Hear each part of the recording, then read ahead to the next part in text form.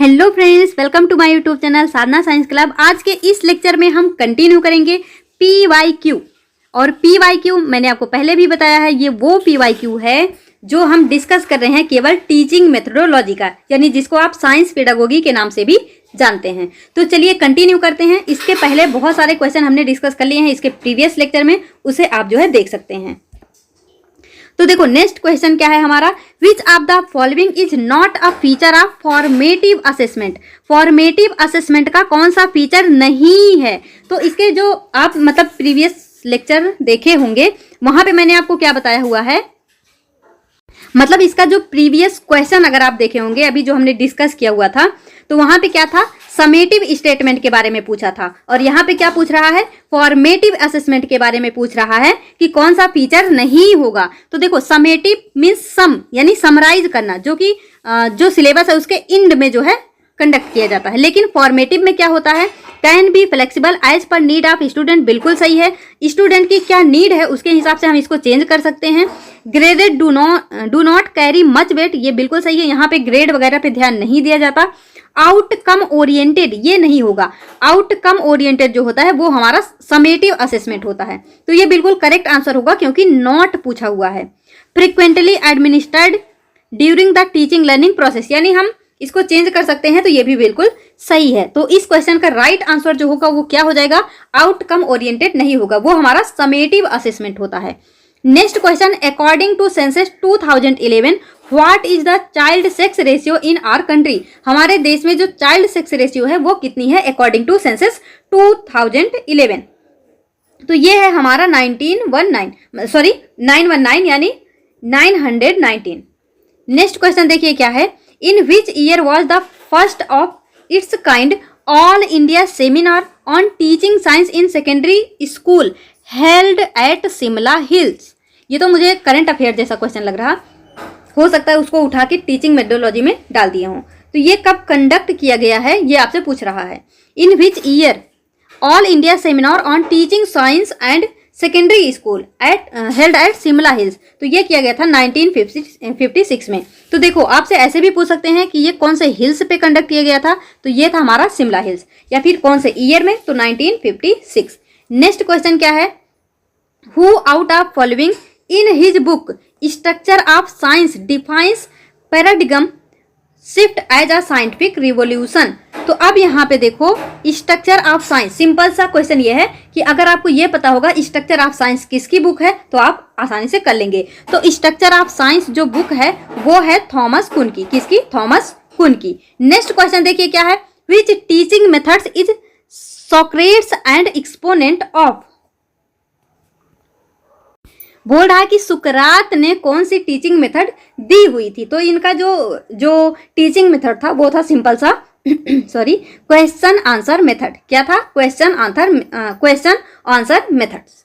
तो इससे रिलेटेड जितने भी साइंस हैं उन्होंने क्या क्या टीचिंग मेथड दिया है उसको भी आप अच्छे से कर लेना। नेक्स्ट क्वेश्चन देखो क्या है, inductive deductive approach is best method for teaching. ये किसके टीचिंग के लिए अच्छा मेथड है, इंडक्टिव एंड डिडक्टिव अप्रोच। तो ये साइंस, ग्रामर, मैथमेटिक्स, इन तीनों के लिए ही बेस्ट अप्रोच होता है। तो क्या हो जाएगा, साइंस, ग्रामर, मैथमेटिक्स यानी 1, 2 एंड 3, इन सबके लिए इंडक्टिव डिडक्टिव अप्रोच बेस्ट होता है। नेक्स्ट क्वेश्चन देखिए क्या है, which of the following statement is incorrect. कौन सा स्टेटमेंट क्या है, इनकरेक्ट है। देखो बोल रहा है कि natural law explains things but do not describe them. Hypothesis is an educated guess based on observation. Scientific fact are believed to be dependent of the observer. या फिर theory is an accepted hypothesis. तो यहाँ पे आपसे क्या बोल रहा है, incorrect statement.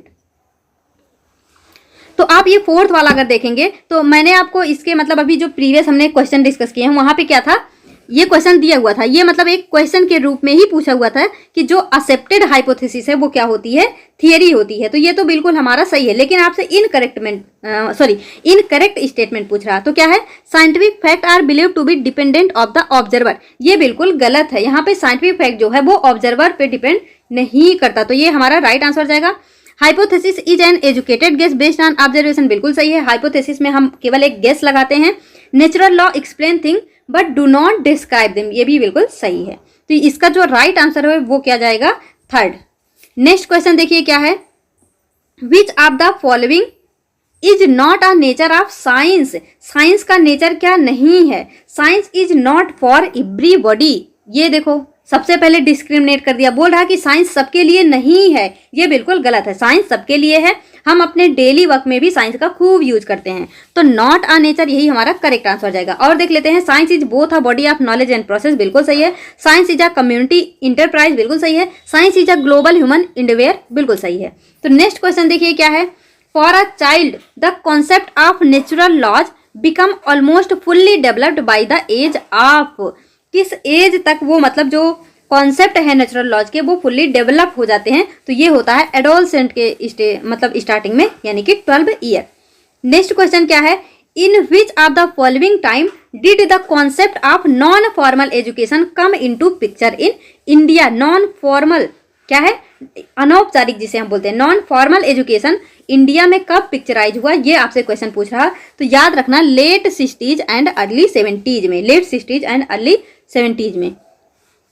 Next question, in the management of group learning, जब एक ग्रुप लर्निंग हो रही है तो उसके मैनेजमेंट में which kind of grouping might lead to be labelling of few student as bright and few as weak, मतलब कुछ स्टूडेंट को ब्राइट यानी समझदार बुद्धिमान और कुछ स्टूडेंट को एज अ वीक जो है क्या किया जाता है, ग्रुप किया जाता है। तो ये किसमें होता है, मतलब देखो यहाँ पे हम उसके बुद्धिमत्ता और उसके वीकनेस के हिसाब से लेबल कर रहे हैं, तो उसे हम बोलेंगे ग्रुपिंग स्टूडेंट बाय एबिलिटी, उनके एबिलिटी के बेस पे हम उनको कैटेगराइज कर रहे हैं। रैंडम स्टूडेंट ग्रुपिंग नहीं है, ग्रुपिंग बाय स्टूडेंट चॉइस नहीं है, ग्रुपिंग स्टूडेंट बाय इंटरेस्ट, यहाँ इंटरेस्ट वगैरह की कोई बात नहीं की गई है। तो क्या हो जाएगा answer, option number third. Next question देखिए क्या है, which chapter of right to education act 2009, which chapter of right to education act 2009 provides for the protection of right of children। तो चिल्ड्रन का जो राइट है, जो अधिकार है, उसको प्रोटेक्ट करने की बात की गई है 6th में, किसमें, कौन से चैप्टर में, 6 में। तो राइट टू एजुकेशन तो पक्का ही पढ़ के जाना, चाहे सब कुछ छोड़ देना। अरे ऐसा नहीं है, मतलब सब कुछ पढ़ना है, इसको जरूर पढ़ना है। नेक्स्ट क्वेश्चन क्या है, which of the following organization has taken the stand discriminatory behavior take many forms but they all involve some form of exclusion और rejection। तो ये बात किसमें की गई थी, UNO में, किसमें, UNO में।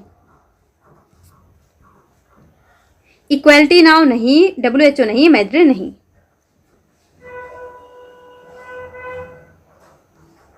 नेक्स्ट क्वेश्चन देखिए क्या है, विच फैक्टर अफेक्ट लर्निंग, कौन सा फैक्टर लर्निंग को अफेक्ट करता है। मेच्योरेशन यानी उसकी मेच्योरिटी कितनी है, रेडीनेस टू लर्न वो सीखने के लिए कितना तैयार है, और उसका लर्निंग इन्वायरमेंट कैसा है, ये सारे ही फैक्टर क्या करते हैं, लर्निंग को अफेक्ट करते हैं। यानी यहाँ पे 1, 2 एंड 3 सभी क्या होंगे, हमारे करेक्ट आंसर होंगे। नेक्स्ट देखिए, in which year did the USSR expert of UNESCO planning mission visit India on technical assistant project. तो ये कब, कौन से ईयर में इस मिशन को, यानी USSR expert of UNESCO planning mission किस ईयर में विजिट किया गया था इंडिया में टेक्नोलॉजिकल असिस्टेंट प्रोजेक्ट। तो यहाँ पे क्या हो जाएगा, 1963 में। ऐसे क्वेश्चन अगर ना आए तो छोड़ देना, यहाँ पे उलझना मत। नेक्स्ट क्वेश्चन क्या है, which day is celebrated as international women day. तो ये तो बिल्कुल ही इजी है, March 8 यानी 8 मार्च को इंटरनेशनल वुमेन डे मनाया जाता है। Next question, what is the full form of TLM। TLM का फुल फॉर्म क्या है, टीचिंग लर्निंग मटेरियल। क्या होता है, टीचिंग लर्निंग मटेरियल। तो टीचिंग लर्निंग मटेरियल ढूंढ लो, टीचर लैंग्वेज नहीं, टीचिंग लर्निंग मटेरियल बिल्कुल सही, टीचिंग लर्निंग मैकेनिज्म नहीं, ट्रेनिंग एंड लर्निंग नहीं। तो क्या हो जाएगा, टीचिंग लर्निंग मटेरियल, ये हमारा यहाँ पे राइट आंसर होगा। नेक्स्ट क्या है, which of the following is not a characteristic of learning process. तो फिर से देखो, लर्निंग प्रोसेस का एक बार और पूछा हुआ था कैरेक्टरिस्टिक, ये दूसरा क्वेश्चन है उससे रिलेटेड। तो क्या है, लर्निंग इज नॉन ट्रांसफरेबल, यहाँ पे नॉट पूछा है, याद रखना। नेक्स्ट क्या है, learning is the outcome of interaction of individual with the environment, ये तो सही है। Learning is individualistic, learning is intentional, तो ये सब कुछ सही है। लेकिन बोला लर्निंग को ट्रांसफर नहीं किया जा सकता, तो टीचर जो मतलब समझाते हैं, बताते हैं, जो हम सीखते हैं वो तो ट्रांसफर होता ना, तो नॉन ट्रांसफरेबल बोल रहा, तो ये हमारा गलत हो जाएगा, यानी यही हमारा करेक्ट आंसर होगा, क्योंकि यहाँ पे नॉट पूछा हुआ था। नेक्स्ट क्वेश्चन क्या है, how many dimension of science education was identify in the science education for first 10 year of schooling guidelines for upper primary and secondary classes. तो कितने डायमेंशन बताए गए थे, तो वो जो डायमेंशन बताए गए थे वो कितने डायमेंशन थे, 7। Next question, which of the following chapter of RTE act 2009 provides for the responsibility of school and teacher. School और टीचर की रिस्पॉन्सिबिलिटी के बारे में बात किया गया था किस चैप्टर में, चैप्टर नंबर 4 में। देखो RTE का क्वेश्चन हर एक सेट में आया हुआ है, ये नेक्स्ट सेट है जहां पे RTE का क्वेश्चन है। नेक्स्ट क्या है, in which of the following teaching strategies does not student acquire the knowledge himself और herself by discovering the fact himself herself supported by guidance of teacher. किस method में, in which of the following teaching strategy does not student require, मतलब यहाँ पे वो student acquire नहीं करते knowledge himself by discovering, मतलब वो खुद से कुछ डिस्कवर नहीं करते हैं, बिल्कुल इनएक्टिव होते हैं, बस टीचर को सुनते हैं। तो ये किस में होता है, लेक्चर मेथड में। देखो डिस्कशन में वो उन्हें इन्वॉल्व होना पड़ेगा, तो ये भी नहीं होगा। ह्यूरिस्टिक यानी खोज विधि, ये भी नहीं है। डिमॉन्स्ट्रेशन मतलब वहाँ भी उन्हें इन्वॉल्व होना पड़ेगा, तो ये नहीं है। बोल रहा कि does not student acquire the knowledge himself herself, मतलब वहाँ पे उनको अपना खुद का कोई दिमाग नहीं लगाना है, तो ये होता है लेक्चर मेथड में, बस टीचर को सुनते जाओ। नेक्स्ट क्वेश्चन क्या है, which age range which age range is associated with later childhood। कौन सा एज रेंज लेटर चाइल्डहुड से क्या होता है, एसोसिएटेड होता है, तो ये सबको पता होता है 6 to 11 ईयर्स।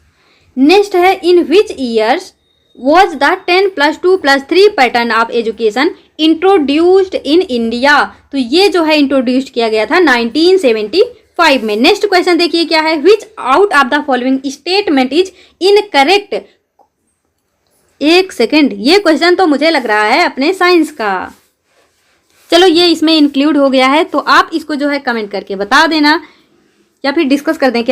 क्या बोल रहा, इनकरेक्ट स्टेटमेंट पूछ रहा है। Joseph Priestley known for his discovery of liquid nitrogen, Henry Cavendish discover hydrogen, Robert Hooke discovered microscope, Anton von Leeuwenhoek discovered micro organism. तो देखो जो जोसेफ प्रिस्टले थे, इन्होंने लिक्विड नाइट्रोजन नहीं, इन्होंने ऑक्सीजन की खोज की थी, तो यहाँ पे इनकरेक्ट पूछा है, तो ये हमारा सही जाएगा। बाकी इन सबको भी याद कर लेना, पूछा जा सकता है कि हाइड्रोजन की खोज किसने की थी, माइक्रोस्कोप की खोज किसने की थी, माइक्रो ऑर्गेनिज्म की खोज किसने की थी और कब की थी। तो यहाँ पे आपको डेट भी मेंशन है, इसको भी याद कर लेना। नेक्स्ट क्वेश्चन देखिए क्या है हमारा, according to 2011 census what is the sex ratio in our country. अब तक जो था एक क्वेश्चन था वो चाइल्ड रेशियो पूछा था, चाइल्ड सेक्स रेशियो, यहाँ पे sex ratio in our country पूछा है, तो ये होगा 940 यानी 940। नेक्स्ट है, who is of the view there is no such things as a philosophy free science, there is only science whose philosophical baggage is taken on board without examination. तो ऐसे question भैया छोड़ देना, इसका जो राइट आंसर जाएगा वो जाएगा डैनियल डेनेट। नेक्स्ट क्वेश्चन क्या है, which of the following does not entirely drive effective implementation of inclusion. इसमें क्या बोल रहा है, does not entirely drive effective implementation of inclusion, मतलब इंक्लूजन के इम्प्लीमेंटेशन को इंटायरली ड्राइव नहीं करता। तो पर्सपेक्टिव, फंडिंग, एटीट्यूड, अवेयरनेस, जो फंडिंग होता, फंडिंग ये जो है इसको इम्प्लीमेंट इंटायरली ड्राइव नहीं करता। नेक्स्ट क्वेश्चन क्या है, social stratification in India is mainly based on which of these option. जो सोशल स्ट्रेटिफिकेशन है, मतलब सोशल स्ट्रेटिफिकेशन मतलब हम बोल सकते हैं कि जैसे मतलब ऐसे किसी लेवल में, मतलब 1 लेवल 2 लेवल 3 लेवल, मतलब किसी लेवल में उसको बांट देना। तो किस बेस पे बोल रहा है कि हम इसको बांटते हैं, सोशल स्ट्रेटिफिकेशन इन इंडिया किस बेस पे किया जाता है, कास्ट के बेस पे। देखो कास्ट, क्लास, रिलीजन, जेंडर, या फिर caste, gender, profession, locality, education, employment, gender, ethnicity या फिर जेंडर, क्लास, कम्युनिटी या लोकेलिटी, किसके बेस पे सोशल स्ट्रेटिफिकेशन बनाया गया है। तो यहाँ पे कास्ट के बेस पे आप देखोगे बिल्कुल ही बंटवारा किया जाता है कास्ट के बेस पे, क्लास के बेस पे, उनका रिलीजन क्या है इस बेस पे, उनका जेंडर क्या है इस बेस पे। मतलब सोशल स्ट्रेटिफिकेशन का जो बेस होता है वो कास्ट, क्लास, रिलीजन, जेंडर ये सब कुछ हो सकता है। तो इसको याद रखना, इसका राइट आंसर जाएगा option number A. Next question जो है क्या है, choose the best suited response from the following. Best suited response, ठीक है। One of the objective of teaching mathematics that is unique to the subject. कहीं ये mathematics का तो नहीं उठा लिया हमने, नहीं, साइंस का ही है। क्या है, one of the objectives of teaching mathematics that is unique to this subject is it develops interpretation and interference, experiment. मुझे ये क्वेश्चन थोड़ा इनकम्प्लीट लग रहा, बोल रहा कि choose the best suited response, लेकिन किसके बारे में, तो ये तो यहाँ पे दिया ही नहीं है कि किसके बारे में चूज करना है। Choose the best suited response, इस क्वेश्चन को छोड़ दो, यहाँ पे ये इनकम्प्लीट लग रहा, किसके बारे में बोल रहा है ये तो यहाँ पे दिया ही नहीं है। लेकिन ऑप्शन पढ़ के हम ये समझ सकते हैं कि मैथमेटिक्स की बात की गई होगी। तो अगर मैथमेटिक्स के बेस पे चलेंगे,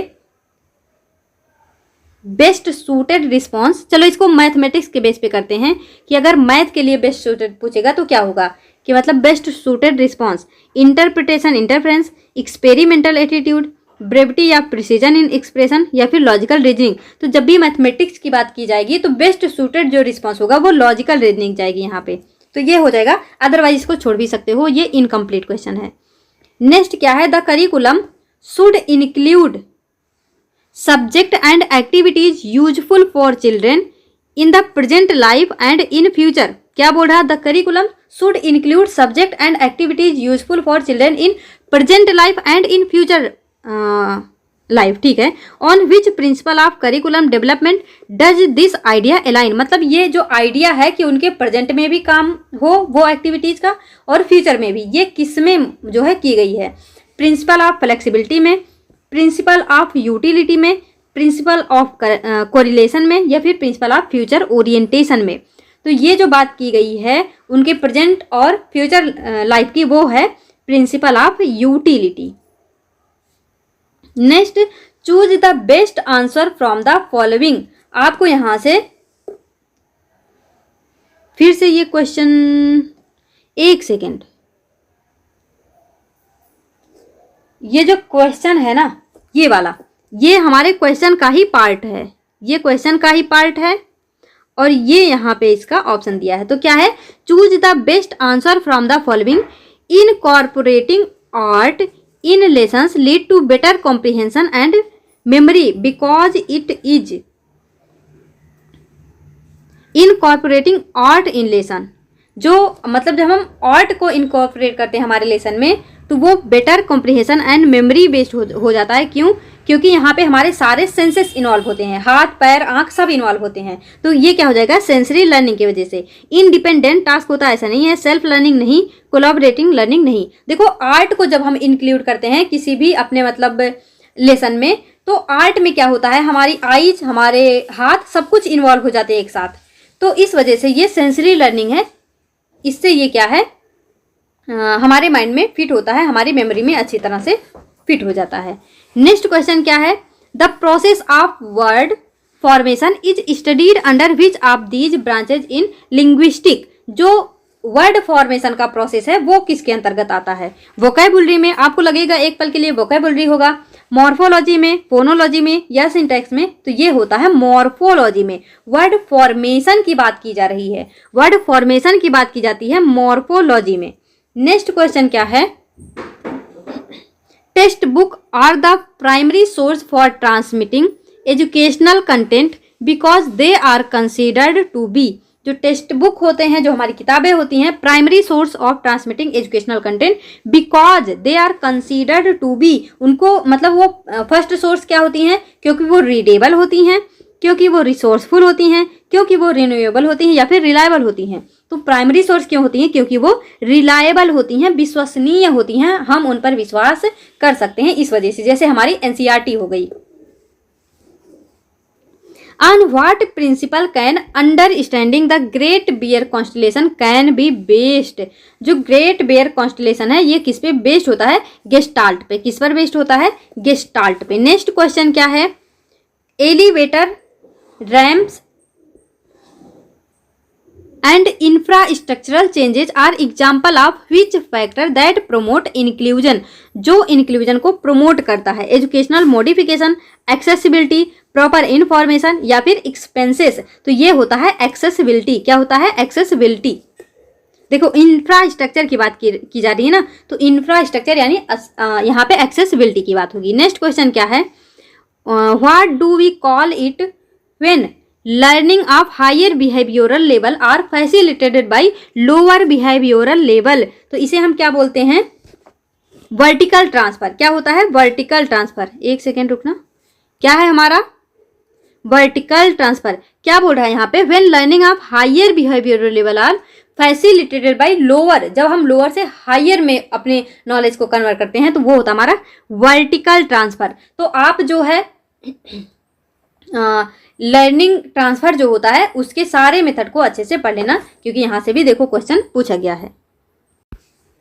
देखो बोल रहा essence of inclusion lies on, जो इंक्लूजन यानी समावेश का सार, यानी उसका जो मतलब कह सकते हैं कंक्लूजन। इसेंस ऑफ इंक्लूजन किसमें निहित है? Lies on embracing diversity, appropriate infrastructure, enrolling all student, या फिर accessibility resource.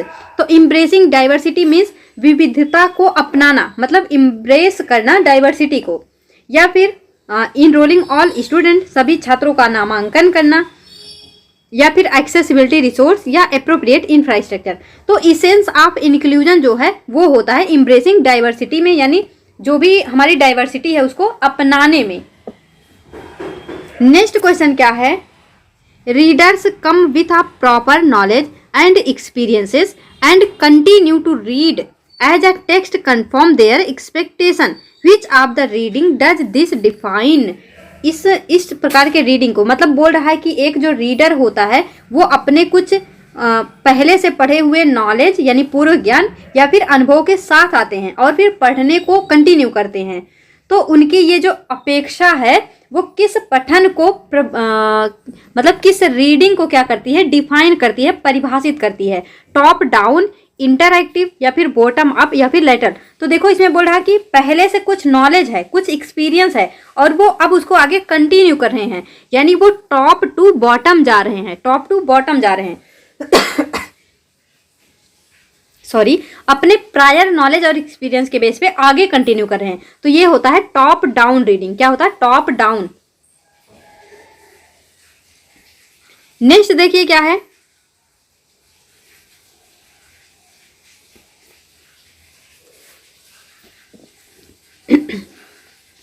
Reasonable bias can be mitigated in school by one of the following. Choose the correct answer from the following. Regional bias, regional means क्या कह सकते हैं हम? मतलब किसी एक क्षेत्र में, बायस मीन्स पूर्वाग्रह जिसे बोलते हैं। तो रीजनल बायस यानी क्षेत्रीय पूर्वाग्रह can be mitigated in school by one of the following. Choose the correct answer from the following. Phonetics in English, या फिर experimental method in science, logical reasoning in mathematics, purposive teaching of history. तो बोल रहा है regional बायस यानी क्षेत्रीय पूर्वाग्रह। तो ये आएगा हमारा पर्पजिव टीचिंग ऑफ हिस्ट्री यानी इतिहास का उद्देश्यपूर्ण शिक्षण में। नेक्स्ट क्या हो जाएगा? Which of the following is an example an onomatopoeic word. Onomatopoeic word का कौन सा एग्जाम्पल है? Quack quack, sing song, read write, या फिर टेल टेल। तो देखो बोल रहा ओनोमेटोपोइक वर्ड, तो इसे हम बोलते हैं हिंदी में अनुकरणात्मक, जो एक दूसरे को मिमिक कर रहा हो। तो क्या हो जाएगा यहाँ पे? Quack quack. क्या हो जाएगा? Quack quack. ये ओनोमेटोपोइक वर्ड होता है। नेक्स्ट क्वेश्चन क्या है हमारा? The process in which new and different ways of understanding and thinking emerge at different time is called, इसे हम क्या बोलते हैं? क्या बोल रहा है? New and different ways of understanding and thinking emerge at different time. बोल रहा है डिफरेंट टाइम पे डिफरेंट थिंकिंग जो है वो ये जो है क्वेश्चन का ही पार्ट है। तो क्या है? Discontinuous learning, unexpected learning, continuous learning या फिर एक्सपेक्टेड लर्निंग। तो ये होता है डिसकंटिन्यूअस लर्निंग। क्या होता है? Discontinuous learning. Next question, which of the following does not define learning? कौन लर्निंग को डिफाइन नहीं करता? Change in behaviour, change that is not measurable, change for better और worse, change achieved through practice and experience. तो learning को कौन define नहीं करता? तो वो होगा change that is not measurable. ये जो है लर्निंग को डिफाइन नहीं करता। Next question, special attention given to student with और विदाउट स्पेशल नीड। जो स्पेशल अटेंशन है स्टूडेंट को दिया जाता है विथ और विदाउट स्पेशल नीड, उसे हम क्या बोलते हैं? ये भी क्वेश्चन का पार्ट है, choose the right option. Integrated education या जनरल एजुकेशन, रिमीडियल एजुकेशन या फिर स्पेशल एजुकेशन। तो यहाँ पे बोल रहा है विदाउट स्पेशल नीड, तो इसलिए ये स्पेशल एजुकेशन नहीं होगा। स्पेशल अटेंशन दिया जाता है स्टूडेंट को, तो ये होगा हमारा रिमीडियल एजुकेशन। क्या होगा? Remedial education. नेक्स्ट क्वेश्चन क्या है? Identify the symbol that is unique to the mathematics language. Mathematics में कौन सा unique identify the symbol that is unit. अच्छा, कौन सा यूनिक सिंबल होता है? तो वो है हमारा परसेंटेज। क्या है? Percentage. Next question, a significant and unique, एक सेकेंड, हाँ ये है, a significant and unique aspect of art evaluation is to systematically access the child's, choose the appropriate response. ये भी क्वेश्चन का पार्ट है। A significant and unique aspect of art evaluation, तो ये क्या है? Knowledge of content, thought and expression, understanding of concept, memory of event. तो ये है हमारा थॉट एंड एक्सप्रेशन। क्या हो जाएगा? Thought and expression. Next question, energy in natural system is transferred by. जो एनर्जी होती है नेचुरल सिस्टम में वो किसके थ्रू ट्रांसफर होती है? एयर के थ्रू, साउंड के थ्रू, लाइट के थ्रू या हीट के थ्रू? तो जो एनर्जी है वो नेचुरल सिस्टम में हीट के थ्रू ट्रांसफर होती है। नेक्स्ट क्वेश्चन क्या है? Self evaluation in art education refers to which of the following. Question है, self evaluation in art education refers to which of the following? Teacher evaluated by academic incharge, teacher evaluating student performance, teacher reflecting on her competency of art evaluation या फिर teacher रिस्पॉन्सिंग to student performance. तो बोल रहा self evaluation in art education, तो ये होता है teacher reflecting on her competency, मतलब वो खुद के ही कंपिटेंसी यानी योग्यता का क्या कर रहे हैं? इवेल्युएशन कर रहे हैं। नेक्स्ट क्वेश्चन क्या है? बाबरी मस्जिद incidence is a classic example of which of the following. ये किसका एग्जाम्पल है? लिंग्विज्म का या फिर रीजनलिज्म का या फिर कॉस्टिज्म का या फिर कम्युनलिज्म का? तो ये होता है कम्युनलिज्म का। जो बाबरी मस्जिद है वो किसका एग्जाम्पल है? कम्युनलिज्म का। नेक्स्ट क्वेश्चन क्या है? कम्युनलिज्म मतलब हम क्या बोल सकते हैं? सांप्रदायिक। क्या बोलते हैं? सांप्रदायिक। तो ये हमारा राइट आंसर हो जाएगा। नेक्स्ट क्वेश्चन देखिए क्या है? Human language unlike that of animals is organised in 2 layer and this technically called. इसे हम क्या बोलते हैं? Human language unlike that of animal is organised in 2 layer. Double articulation बोलते हैं, लेयर्ड आर्टिकुलेशन बोलते हैं, डुअल साउंड बोलते हैं या सिंगल साउंड। इसे हम बोलते हैं double articulation. Double articulation. Identify the symbol that is not a part of mathematical language. जो मैथमेटिकल लैंग्वेज का पार्ट नहीं है पूछ रहा। इक्वल्स, ये ग्रेटर देन इक्वल या फिर भागे या फिर नॉट इक्वल, ये तो यूज करते हैं, ये हमारा साइन नहीं होगा। नेक्स्ट क्वेश्चन क्या है? What is the significant and key factor in ecosystem. Significant and key factor जो है वो होता है एनर्जी फ्लो। क्या होता है? Energy flow. Next question, reader look at the organisation of the test and ideas without relating it to their prior knowledge or experience. Which of the following reading model does this? Define, तो बोल रहा है कि organisation of test and ideas without relating, मतलब यहाँ पे वो अपने पहले के नॉलेज या एक्सपीरियंस को रिलेट नहीं कर रहा, तो ये होता है बॉटम अप एक्सपीरियंस। अभी इसका उल्टा पूछा हुआ था कि जहाँ पे यूज करता है वो टॉप डाउन होता है, और जहाँ पे अपने प्रीवियस नॉलेज या एक्सपीरियंस को यूज नहीं करता है वो होता हमारा bottom up. Next question, when students with special education needs are made to fit into the pre existing, क्या बोल रहा है, when student with special education needs are made to fit into the pre existing structure पूछ रहा, तो ये special education होगा या इंटीग्रेटेड या रिमीडियल या जनरल। तो यहाँ पे बोल रहा है when students with special education needs are made to fit into the pre existing, तो जब प्री एग्जिस्टिंग बोल रहा है उसमें फिट कर रहे हैं तो ये होता है हमारा इंटीग्रेटेड एजुकेशन। क्या होता है, इंटीग्रेटेड एजुकेशन। इसके पहले रिमीडियल हमने देख ही लिया है, स्पेशल में जब स्पेशल नीड होती है तब हम करते हैं, और यहाँ मेड टू फिट है तो इंटीग्रेटेड एजुकेशन। नेक्स्ट क्वेश्चन क्या है, the process of augmenting the same type of skill from that were to begin with is called, process of augmenting the same type of skill from that were begin is called unexpected learning या discontinuous या expected या फिर continuous। process of augmenting the same type of skill, same type of skill की बात कर रहा, तो ये होगा हमारा continuous learning, ये क्या होगा हमारा continuous learning। नेक्स्ट क्वेश्चन देखिए क्या होगा, learning is a complex process that leads to what type of growth in individual, वो इंडिविजुअल में किस टाइप का ग्रोथ जो है, क्या बोला, what type of growth in individual leads, किस टाइप का ग्रोथ लीड्स करता है, लर्निंग फिजिकल, इकोलॉजिकल, फिजियोलॉजिकल या फिर मेंटल। तो जो लर्निंग होता है वो किस टाइप का ग्रोथ लीड करता है, मेंटल, क्या होता है, मेंटल, फिजिकल नहीं होगा।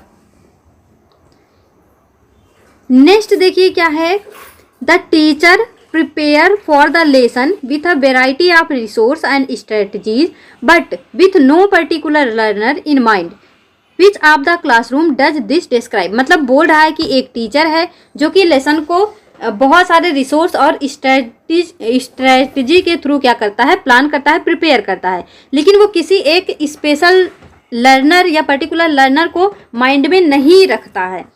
तो ये किसके बारे में बात कर रहा है, ये आपसे पूछा जा रहा। तो यहाँ पे जब कोई पर्टिकुलर लर्नर के बारे में याद नहीं रख रहे हैं तो ये हम इसको सिंपल सा कॉमन क्लासरूम बोल देते हैं। क्या बोलते हैं, कॉमन क्लासरूम। नेक्स्ट क्वेश्चन जो है, according to Herbert Spencer education should aim at complete development, which principle of curriculum development align with this ideology, principle of flexibility, principle of future orientation या principle of correlation या फिर principle of including all activities. तो बोल रहे हैं according to Herbert Spencer education should aim at complete development, तो ये होगा principle of including all activities. Next question क्या है, plant embryology can be studied under which branch of biology. Plant embryology जो होता है वो उसको हम स्टडी करते हैं बॉटनी के अंतर्गत। ये जो है 2014 का क्वेश्चन है, तो थोड़ा सा हार्ड आपको दिख रहा होगा। One of the important aim of teaching mathematics to children is to comprehend mathematical language which of the following is a part of mathematical language. Mathematical language का कौन सा पार्ट होता है, देखो ग्रेटर देन और यहाँ पे small bracket, large bracket, middle bracket और प्लस इक्वल, ये सब यहाँ पे होता है, तो ये हमारा राइट आंसर जाएगा। नेक्स्ट क्वेश्चन देखिए, including art in education allow children to explicitly develop, मतलब जब हम आर्ट को इंक्लूड कर देते हैं तो वो क्या अलाउ करते हैं, reading skill, own free skill, writing skill, teaching skill, own free expression. क्या होगा, own free expression. Next question, an effective inclusive environment is beneficial to the larger group without disabilities as it develop many attributes, which of these is not the beneficial of inclusion to the non-disabled group? An effective inclusive environment is beneficial to the larger group without disability, तो ये होता है हमारा diversity. क्या होता है, diversity. Next question क्या है, differentiated assessment in school are an example of what factor that promotes inclusion। जो inclusion को promote करता है वो होता है educational modification। क्या होता है? educational modification। नेक्स्ट क्वेश्चन क्या है? Choose the best option from the following. Text book contain info, एक सेकेंड, ये जो है ये क्वेश्चन का ही पार्ट है कि textbook contain information about human right, values and social norm, thus we can call textbook as. तो उसको हम कैसे बोलेंगे? Repository of content, knowledge body या सोर्स ऑफ इंफॉर्मेशन या फिर टूल फॉर सोशल चेंज। तो ये क्या हो जाएगा? Tool for social change. Next question देखिए क्या है? Which of the following emphasises the role of reward and punishment. तो रोल ऑफ रिवार्ड और पनिशमेंट किस में बोला गया था? लॉ ऑफ इफेक्ट में। किस में? लॉ ऑफ इफेक्ट में। Next question, what is learning in one contest and applying it to another called technically. Technically हम इसे क्या बोलते हैं कि हमने मतलब कहीं एक जगह से लर्निंग सीखा, उसको अनदर जगह पे अप्लाई कर दिया, यानी ट्रांसफर कर दिया, तो इसे हम बोलते हैं transfer of learning. Transfer of learning. Next question है, Ajanta paintings are categorize as. इसको हम किस तरह से कैटेगराइज करते हैं? नेचुरल हेरिटेज या intangible cultural heritage, tangible cultural heritage या फिर इन्वायरमेंटल हेरिटेज। तो इसे हम कैटेगराइज करते हैं टेंजिबल कल्चरल हेरिटेज की तरह, यानी इसको हम कह सकते हैं कि टेंजिबल मीन्स क्या होगा? सांस्कृतिक विरासत, यानी टेंजिबल यानी मूर्त सांस्कृतिक, जो कि अभी है, तो ये होगा हमारा टेंजिबल। इनटेंजिबल मीन्स होता है कि जो कि दिखाई नहीं दे रहा, जो अमूर्त है, और टेंजिबल मीन्स मूर्त, जो कि प्रेजेंट है। तो ये हो जाएगा हमारा टेंजिबल कल्चरल हेरिटेज। तो ये था हमारा लास्ट क्वेश्चन। यहाँ पे टोटल हमने 120 के अराउंड क्वेश्चन डिस्कस किए हुए हैं। जितने भी प्रीवियस ईयर में पूछे हुए थे सारे प्रीवियस ईयर के ही क्वेश्चन थे। आई होप आपको सब कुछ क्लियर हुआ होगा, क्या पढ़ना है क्या नहीं ये भी क्लियर हुआ होगा। तो RTE पक्का पढ़ लेना, ट्रांसफर ऑफ लर्निंग जितने भी साइंटिस्ट हैं इनको पढ़ लेना, और यहाँ पे पर्सनालिटी असेसमेंट उसको पढ़ लेना, डेवलपमेंट स्टेज और फीचर इसको पढ़ लेना, characteristic of learning, role of teacher, इन सब पॉइंट को जो है कवर कर लेना, और डेवलपमेंट स्टेज जो है उसके क्या क्या फीचर हैं उसको भी पढ़ लेना, जेंडर से रिलेटेड जो पॉइंट है उसको भी पढ़ लेना। तो इस वीडियो में यहीं तक, मिलेंगे अपने नेक्स्ट वीडियो में, तब तक के लिए all the best, be happy, be positive. Thank you.